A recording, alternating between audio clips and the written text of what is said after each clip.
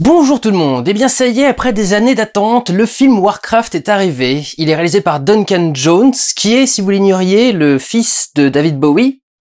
Donc pour lui l'année est un peu en demi-teinte quand même. L'histoire retrace les tout débuts de l'histoire de Warcraft, du monde de Warcraft.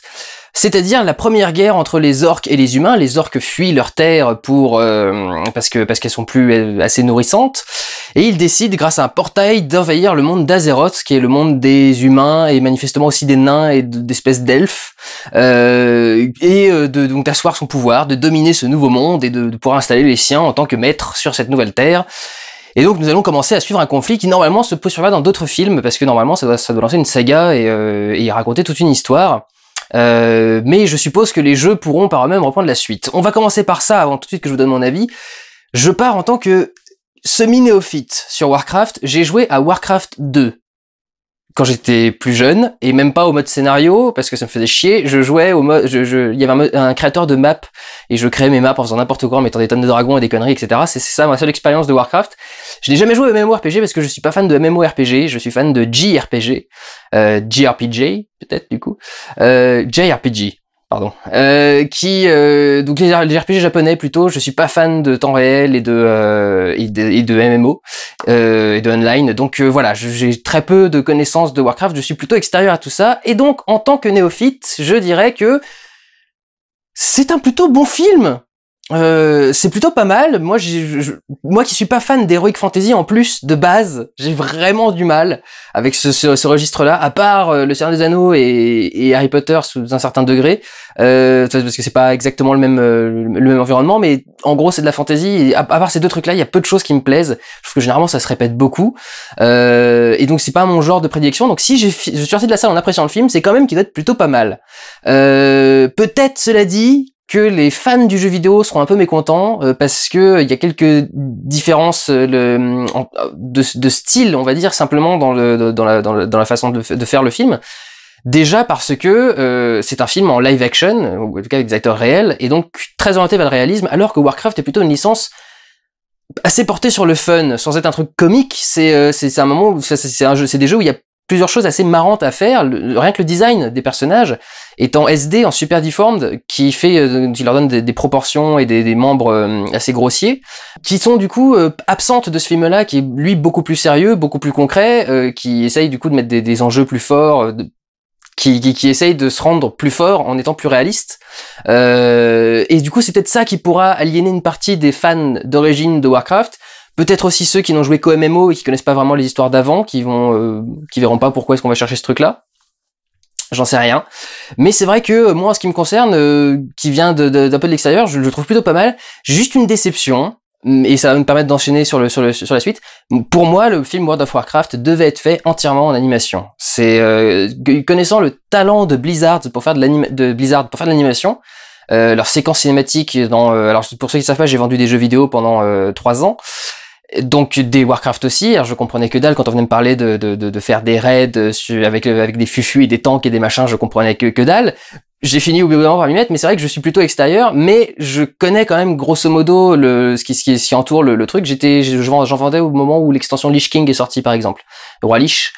Et rien que la bande-annonce du Roi Lich, ça en foutait plein la gueule quand même, et pour moi ce film aurait dû être en animation de A à Z. Mais bon, peu importe, il ne l'est pas. Ça va me permettre du coup de commencer à parler vraiment réalisation et mise en scène. Il y a un aspect très artificiel à certains effets spéciaux et à beaucoup de choses. Alors, aux effets spéciaux en particulier, mais également par exemple aux armures et aux vêtements en général. Il y a un truc trop propre dans ce film.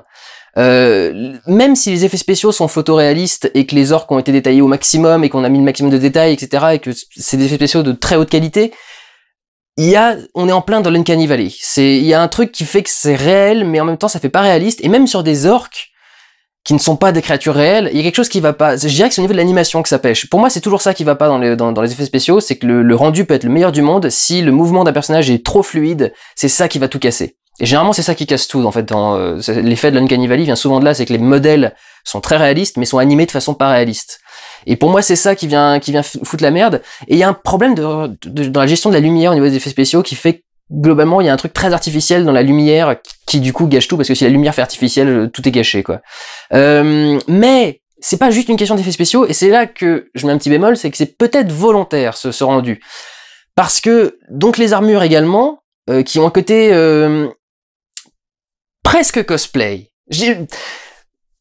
Au niveau texture, pas au niveau rendu, évidemment c'est bien, il y a des cosplays très bien foutus, mais c'est bien plus élaboré qu'un cosplay, mais c'est au niveau de la texture, il y a un côté, ça fait faux ou toc, plus plastique que métal, et en même temps, comme ce sont des métaux fantaisistes, ça pourrait être du mithril par exemple, il y a un rendu qui pourrait, il pourrait faire exprès que le rendu des armures soit un peu différent à ce niveau-là. Les vêtements sont pareil, sont un peu trop propres par rapport à, évidemment, je vais comparer au Seigneur des Anneaux. Mais c'est vrai que des gens qui ont des vêtements parfaitement propres en dessous, il y a un truc qui colle pas. Je sais pas pourquoi les gens qui vivent dans le médiéval fantastique doivent forcément être dégueulasses, mais c'est vrai que quand les vêtements sont trop propres, il y a quelque chose qui paraît pas réaliste. Ne serait-ce que quand le personnage était dans une armure en dessous, au moins lui mettre des taches de sueur ou un truc, quoi. Enfin, c'est un petit truc vite fait. Mais il y a ce petit truc qui peut être un petit peu emmerdant quand même. Notamment, par exemple, je pense à un truc précis, mais l'épée du roi. Du roi... Lane. King Lane, je crois que c'est comme ça qu'il s'appelle, avec 2 L, donc c'est pour ça que j'ai eu un doute. Donc l'épée du roi fait par moment presque un peu toc, presque un peu jouet, juste dans certains moments, juste à certains plans, mais il y a 2 ou 3 moments où il y a quelque chose qui a du mal à passer avec certains accessoires, certaines choses. C'est pas systématique, c'est pas tout le temps, mais il y a quand même quelque chose d'un peu particulier, et ce qui peut aussi être volontaire. Par exemple, aux effets spéciaux, une des premières scènes celle où Gul'dan, le sorcier orc principal qui manie le fel, donc cette magie qui fout la merde en fait un peu partout et qu'ils utilisent pour conquérir le monde. Quand il ouvre ce portail, il y a tout un plan de caméra qui panote vers le haut, donc la caméra reste fixe, on voit les orques entrer et puis ça remonte jusqu'en haut de la porte. Donc le tour de la porte est en pierre et l'intérieur du coup c'est un portail dimensionnel, c'est de la magie, etc. Et ça a un côté tellement toc que entre le moment où on est en bas de la porte et le moment où on arrive en haut et qu'il y a à nouveau de la pierre, j'avais l'impression qu'on voyait un jeu vidéo. C'est vraiment l'effet spécial un peu criard, quoi, un peu très très visible. Ce qui est généralement plus présent dans les jeux vidéo que dans les effets spéciaux de films, parce que les effets spéciaux de films généralement ont eu plus de temps pour avoir ce côté réaliste. Il y a eu des filtres qui ont été mis sur les rendus, etc., pour donner un côté très réaliste. Et le jeu vidéo, lui, est plus direct. On commence un petit peu à trouver des moyens de faire des trucs moins directs, mais c'est le jeu vidéo, c'est plus in your face quand même.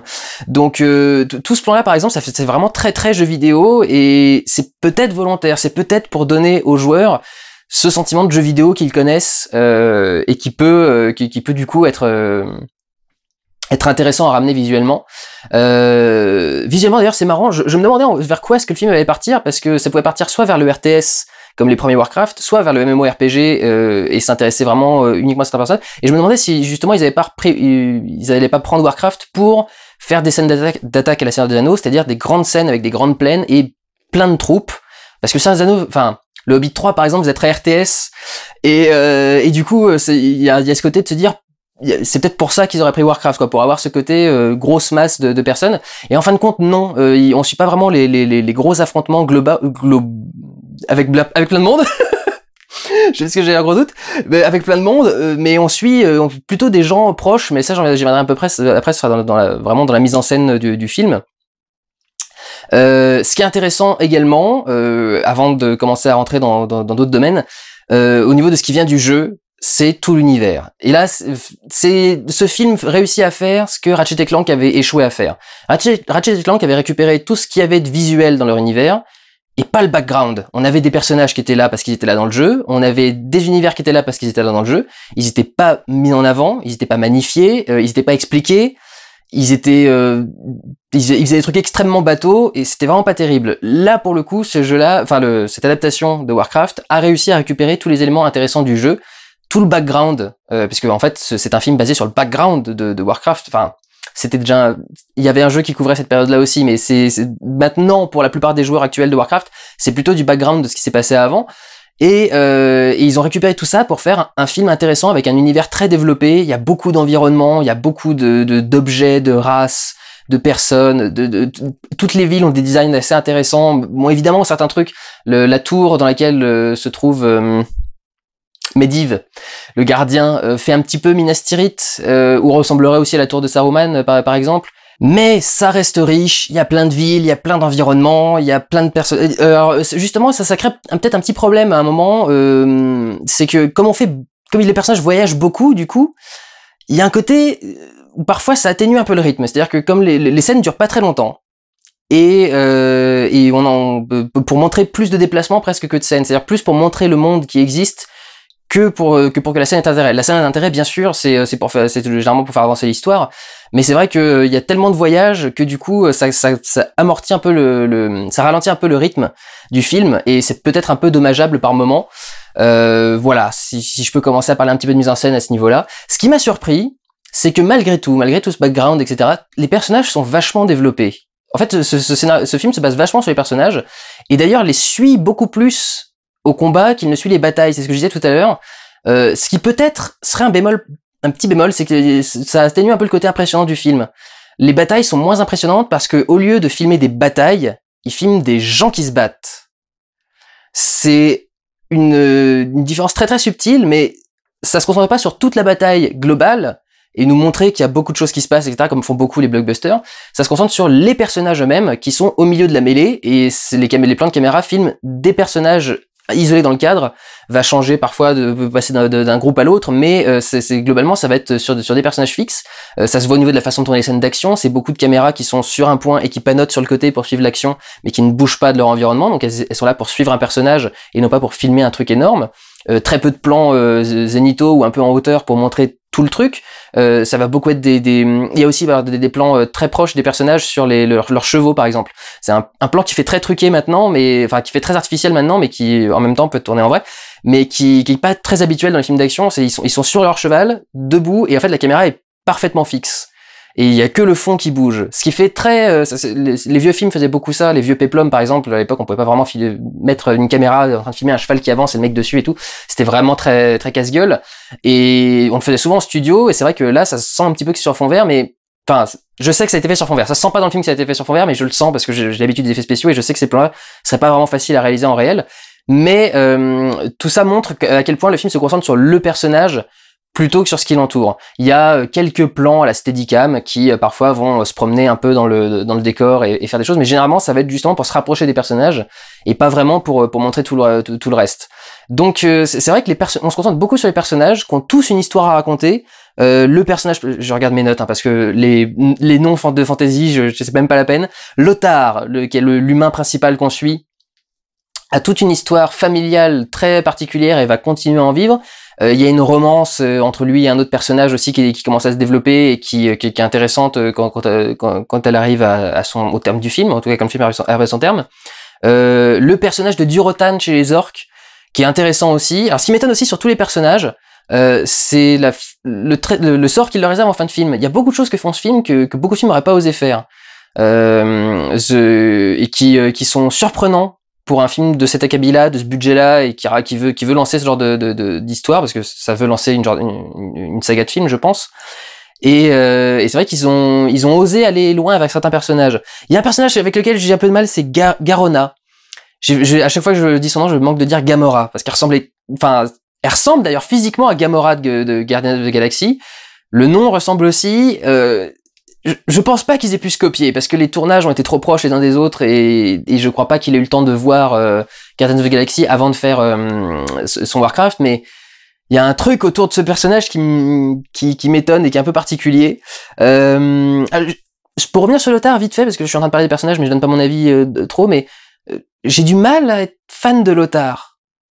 J'aime bien, mais je suis pas spécialement pour lui, bizarrement. Je sais pas ce qui se passe avec ce personnage, mais je le trouve cool et sympa, mais je suis pas en train de ouais, Lothar, là, je me souviens plus de son nom, faut que je le regarde, quoi. Garona, ne serait-ce que pour sa ressemblance avec Gamora, je l'avais plus retenu que le personnage principal. Donc c'est un peu con, mais c'est vrai que ouais, Lothar, je suis pas à fond dedans. Je suis pas très très fan de ce personnage-là. Je suis plus fan de Khadgar. qui a en plus un nom qui ressemble à un méchant de Final Fantasy VI, mais sinon non, un gentil de Final Fantasy VI. Mais voilà, je suis pas très fan de ce personnage-là. Le roi était plus cool aussi. Enfin, il disait moins de trucs, mais je préfère le roi à ce personnage-là. Le méchant, le personnage de Gul'dan, je trouve génial. Il est très bien foutu. Il a un super bon look. J'adore la gueule qu'il a. C'est bizarre, mais il m'a rappelé un autre jeu vidéo auquel j'avais joué quand j'étais plus jeune, qui s'appelait The Longest Journey. Il y avait une espèce de démon qui était habillé exactement pareil. Enfin, c'était très bien foutu. Et un de ceux que j'aime le plus, c'est le gardien, Medivh, parce que c'est un personnage qui est assez intéressant. Il va passer par plein de changements et j'ai bien aimé ce personnage-là. Je trouvais qu'il était cool à aborder. Et donc voilà, le film se concentre sur des personnages précis plutôt que sur le récit global qui serait suffisant pour normalement pour tenir un film. Mais ils ont décidé de bien développer leurs personnages et de créer des relations intéressantes entre eux.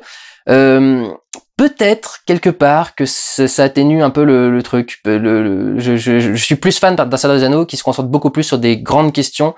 Et à un moment, on se demande si Aragorn peut finir avec Arwen, mais en général, on se concentre plus sur l'histoire. C'est une petite différence si vous voulez essayer de jouer au jeu des différences entre le Seigneur des Anneaux et Warcraft. Vous pourrez le faire à ce niveau-là. Tout aussi bien que soit Warcraft, c'est très inférieur au Seigneur des Anneaux, mais qui peut atteindre le Seigneur des Anneaux. Repris aussi du jeu vidéo, et pour créer du background et créer un film intéressant, du coup, les sortilèges. Et ce que je trouve cool, c'est, on voit très bien avec ça à quel point Duncan Jones a réussi à utiliser les éléments du jeu pour faire un film et le rendre intéressant. On voit que les sortilèges sont quotidiens parce que, font vraiment partie de la banalité du monde de ces gens-là, parce qu'ils peuvent les utiliser très facilement. Dans n'importe quel autre film, on réduit l'utilisation des pouvoirs au plus utile possible, ou vraiment à ce qui est nécessaire au scénario ou à certaines relations entre les personnages. Là, il y a des moments où ils vont essayer de faire quelque chose pour rater, mais ils vont très souvent utiliser leur magie pour des choses très habituelles. Qu'ils peuvent se déplacer par magie, ils vont toujours le faire par magie, ils vont jamais le faire autrement. Et on sait très vite comment ça fonctionne parce que la première scène où on voit un personnage utiliser de la magie, c'est un personnage qui est en danger entre guillemets. Il voit quelqu'un arriver. Tout de suite, il lève sa main et il commence à réciter une incantation. On voit tout de suite l'espèce de cercle bleu qui commence à entourer sa main et le pouvoir qui commence à arriver. Et là, le personnage arrive et lui fout sa main sur la bouche. Le personnage ne peut donc plus parler. Et à ce moment-là, on voit que le truc bleu commence à diminuer et le sort finit par partir. Et sans que rien ne soit dit, sans qu'aucune règle ne soit énoncée, sans qu'on ait eu un connard qui vienne nous faire vous savez que si vous fermez la bouche, machin, on a compris tout de suite, dès le début du film, que il faut que les paroles déclenchent le sort, que les mots sont importants pour que le sort fonctionne. Et je repense avec tristesse à Eragon. Donc vraiment on voit que le truc marche très très bien et la façon dont la magie est quotidienne chez eux, dont ils l'utilisent très facilement, il y a très vite un mec qui peut se mettre à avoir les yeux qui luisent et tout ça fait vraiment montre qu'il y a un background qui existe depuis très longtemps, que ce monde est naturel. On n'a pas de personnage neuf à ce monde, nouveau à ce monde qui débarque et qui pourrait représenter le spectateur pour qu'on nous présente les choses. On peut pas faire un film que pour les fans du jeu vidéo, donc il faut trouver des moyens de l'expliquer facilement sans avoir non plus à s'aligner les fans du jeu qui vont dire ouais ça va, c'est bon, on connaît. Donc il y a je trouve que le truc est très bien géré, il s'en sort très très bien et avec une très bonne facilité, il arrive par des dialogues très simples ou par une absence totale de dialogue, juste avec les actions, à montrer comment les règles qui régissent ce monde et montrer que ce monde quotidiennement fonctionne avec la magie et utilise ça. Je trouve que c'est très très cool la façon dont il a adapté du coup tout l'environnement et tout l'univers du jeu pour en faire l'univers de son film. Ça marche très très bien et ça sert le film. C'est toujours là pour servir l'histoire et servir le film. Donc c'est une bonne façon de faire, c'est comme ça qu'aurait dû faire Ratchet & Clank, et c'est comme ça qu'aurait dû faire beaucoup de films qui ont été adaptés jusque-là. C'est probablement un des films qui respecte le plus son matériau d'origine parmi les adaptations de films de jeux vidéo. Je peux pas aller à 100% dedans parce que, je vous ai dit, je suis un peu néophyte du jeu, mais de ce que j'ai pu en voir au niveau des éléments de production, etc., c'est vraiment très proche de ce qu'il y a dans le jeu. Toutes les villes sont les bonnes. Et je pense que pour les fans, par exemple, ça doit être un gros kiff de voir les villes qu'ils ont traversées en jeu vidéo d'un seul coup affichées à l'écran réaliste et tout. Je pense que ça doit être plutôt pas mal. Le seul truc qui m'ennuie, c'est on a quand même malgré tout des races de fantasy générale. C'est mon problème avec la fantasy, c'est que c'est souvent les mêmes races, les mêmes créatures, etc. Et quand un genre a un nom qui s'appelle fantasy, pour moi on doit créer un truc à chaque œuvre. On peut reprendre, évidemment, parce qu'il n'y a pas de création pure, on s'inspire toujours de quelque chose, et tout ce qui est dans la fantasy moderne, c'est des réactualisations d'anciennes choses. Quand Tolkien a inventé l'elfe moderne, avant les elfes c'était des petits trucs comme ça qui venaient chaparder des trucs dans la maison. C'est lui qui a dit que les elfes c'était des grands blonds aux yeux bleus d'1m80. Donc c'est toujours la fantasy réutilise, mais j'ai l'impression que depuis que Tolkien a fait sa réinterprétation de la fantasy, tout le monde a fait du Tolkien. Et que c'est devenu le seul truc, c'est que maintenant faut juste trouver un nouveau nom au chevalier, une nouvelle quête à lui faire, un nouvel artefact à lui donner, et on crée une nouvelle histoire à partir de ça. C'est ce qui m'ennuie toujours un petit peu. Donc voilà, il y a quelques trucs comme ça dans le film, les griffons par exemple, donc qui sont des créatures, mais là, pour le coup les griffons sont pas très utilisés. À part Harry Potter récemment, on n'a pas beaucoup mis de griffons dans les trucs de fantasy, souvent des aigles. mais du coup là, il y a quand même ces petits trucs là. Il y a disons des espèces d'elfes bleus, un mélange entre des elfes et des personnages d'Avatar, qui sont pas trop mal, mais qui passent rapidement à l'écran parce qu'ils viennent du monde des orques, ils viennent pas d'Azeroth, donc d'Azeroth. Donc ça va être c'est pas pratique on peut pas les montrer très souvent. Mais les nains par exemple, j'ai beaucoup kiffé les nains de ce Warcraft. Je trouve que leurs nains font plus nains que ceux du Seigneur des Anneaux. Pour le coup, si ce film a un truc supérieur au Seigneur des Anneaux, je trouve que c'est les nains. Je trouve que les nains de Warcraft sont beaucoup plus crédibles, beaucoup plus fantaisistes. Ça fait pas personnage qui en principe fait 1m80-90 réduit numériquement avec un costume 10 fois trop grand pour lui. Ça fait vraiment nain. Et je trouve qu'il y a quelque chose qui marche bien dans ce rendu-là. Au moins à ce niveau-là, c'est plutôt cool. Les villes sont assez originales, même si elles ressemblent à des trucs. J'ai parlé de ça un petit peu avant, mais c'est mon petit défaut de la fantasy. Pour moi, c'est un peu toujours les mêmes histoires. Par exemple, un truc tout bête, mais il y a un personnage, enfin il y a quelqu'un qui a permis aux orques de traverser le portail et de savoir que le portail existait. Et quand on demande c'est qui cette personne, et on répond, c'est un démon de cendre et de feu. Et là tu te dis, ah bon, vous avez des balrogs ici. Vous appelez ça des Goldbarg peut-être. Salut Poc.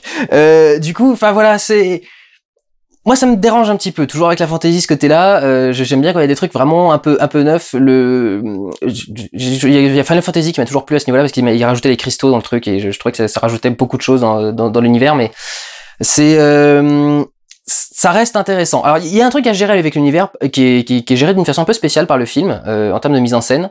Les orques ont leur propre langage, ils parlent orque. Mais des fois, ils vont parler anglais dans le film.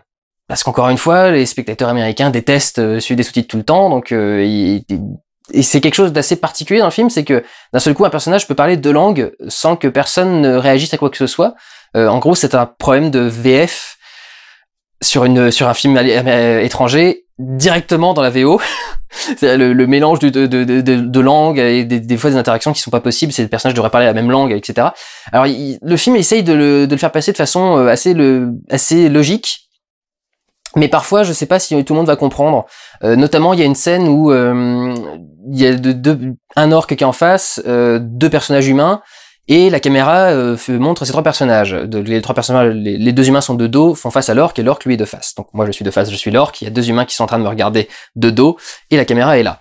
Et la caméra, en fait, va se rapprocher un moment, faire disparaître les deux personnages, mettre uniquement l'orque dans l'image, et entre ces deux moments, ici le personnage parle orque, et quand il est comme ça, le personnage parle anglais.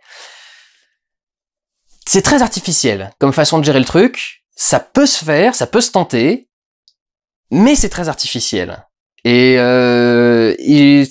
c'est pas que ça me dérange ou quoi que ce soit, c'est juste une remarque, ça me perturbe. Je sais pas encore si je trouve ça bien ou mal, mais ça me perturbe. Faudra que je me pose la question par la suite. Il y a plusieurs... au niveau de la réalisation, je me demandais justement comment allait s'en sortir Duncan Jones, parce qu'il est beaucoup plus habitué à la SF qu'à la fantasy, donc je me demandais comment il allait gérer la transition. Et il s'en sort, enfin, force est constatée qu'il s'en sort plutôt bien, c'est assez bien filmé, il y a du mélange, c'est à mi-chemin entre des plans proches et des plans assez larges pour mettre de l'espace. Il le fait en fait quand c'est nécessaire, c'est-à-dire quand il y a besoin de faire un plan large, il fait un plan large, sinon il reste proche de ses personnages. Et s'il y a besoin de faire un plan large, il fait un plan large, enfin s'il y a besoin de faire un plan proche, il fait un plan proche, sinon il reste loin des personnages. Il y a un bon équilibre, en fait, globalement ce film est bien équilibré, marche bien. Il y a un autre effet que je comprends pas trop au début du film, une caméra qui à la base est une caméra Steadicam qui est juste une caméra et qui d'un seul coup devient un subjectif de personnage, mais sans coupe. C'est-à-dire que la caméra est au loin, filme un truc, et d'un seul coup, ça va devenir le subjectif d'un personnage qui va arriver vers un humain et lui mettre un gros coup sur la gueule. Le point de vue est vachement intéressant, ça fait très neuf, et l'image est assez sympa. Ça fait un bon résumé, une bonne entrée en scène dans le film. Mais c'est un peu spécial en termes de mise en scène, et là aussi je saurais pas dire si c'est bien ou mal, je remarque juste, et ensuite je verrai ce que ça vaut. Dernière chose à ce niveau-là, il y a une scène où deux personnages sont en train de se parler, et ils se parlent en temps réel, et derrière eux, en background, le background est au ralenti. C'est fait pour montrer qu'ils sont dans leur bulle, qu'ils arrivent à se parler entre eux au milieu de toute cette cohue, et ils arrivent à avoir leur échange au milieu de tout ça. Mais c'est très artificiel, et je sais pas, il y a quelque chose qui est un peu, il joue sur l'illogisme quand même visuellement, Duncan Jones à ce moment-là. C'est une image qui passe. C'est pas, certains d'entre vous ont parlé de Speed Racer, parce que j'ai parlé de ça dans Speed Racer. Ce n'est pas Speed Racer, ce film. C'est un film qui fait pas les mêmes techniques, et donc c'est bizarre d'un seul coup d'avoir les personnages qui sont en vitesse normale et le background qui est en vitesse réduite. Ça marche, ça sort pas du film, hein, c'est, encore une fois, je dis pas que c'est bien ou mal, ce sont les trucs où je me pose des questions. Je n'ai pas encore la réponse là-dessus. La fin me paraît un peu brusque, parce qu'on approche de la fin du vlog. La fin me paraît un peu brusque, et je suis pas sûr que ça a été nécessaire, je sais pas pourquoi elle est aussi brusque, mais c'est un peu direct. Après, il y a des suites qui viendront sans doute, mais la fin m'a paru un peu clash. Si je pouvais terminer sinon sur une bonne note, la musique. J'ai beaucoup aimé la musique de ce film. Je la trouve super bien rythmée, très bien écrite. Voilà, je suis sorti de là en étant plutôt content. Je m'attendais à en sortir de là en disant qu'est-ce que c'est que ce ratage complet. C'était une adaptation de film, c'était machin. Enfin, c'était une adaptation de jeux vidéo, ce qui est souvent raté, etc. L'univers fantasy que j'aime pas à la base. Donc sortir de là en me disant putain, j'ai passé plutôt 2 bonnes heures et j'avais pas envie de sortir de la salle.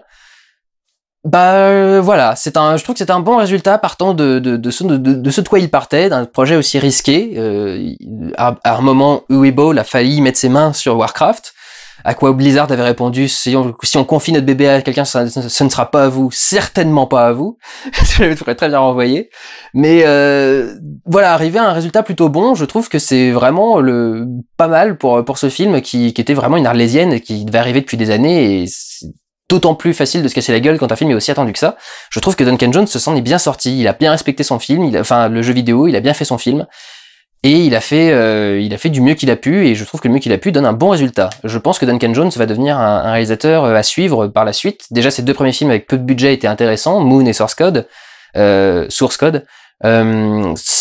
Warcraft, il a moyen vraiment de rentrer dans le panthéon des réalisateurs qui pourront peut-être faire ce qu'il veut. Ce qui serait intéressant, parce que lui-même a un univers personnel très développé. Si vous avez Moon et Source Code, c'est vraiment assez développé, donc ce serait bien que ce mec-là puisse avoir ses moyens. Et puis en règle générale, c'est bien d'avoir un bon film de jeu vidéo, et il faut quand même le remercier d'avoir fait cet effort, parce que le film est vraiment bon et accessible à n'importe qui. C'est assez rare quand même dans ce domaine et dans ce style de jeu vidéo pour être signalé. Voilà, et bien écoutez, je vous laisse aller voir le film, rejoindre le camp qui vous intéresse, l'Alliance ou la Horde. Et quant à moi, je vous dis, prenez soin de vous, allez voir des films. Ciao!